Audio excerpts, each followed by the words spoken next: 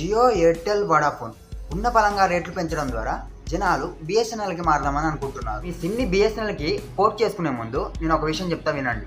ఈ బిఎస్ఎన్ఎల్ అనేది మన భారతదేశంలో మొట్టమొదటిగా అక్టోబర్ 1, 2000వ సంవత్సరమున central government department of telecommunication ద్వారా స్థాపించబడింది. మన భారతదేశంలో ఒకప్పుడు బిఎస్ఎన్ఎల్ ఎక్కువ శాతం వాడేవారు. దాదాపు 80% బిఎస్ఎన్ఎల్ వాడకంలో ఉండేది. ఒకానొక సమయంలో ఇతర సంస్థలు అంటే జియో, ఎయిర్టెల్, వడాఫోన్ లాంటివి బిఎస్ఎన్ఎల్తో పోటీ కూడా పడలేకపోయాయి. కానీ 4-5 సంవత్సరాల తర్వాత ఈ బిఎస్ఎన్ఎల్ అనేది డౌన్ అవుతూ వచ్చింది.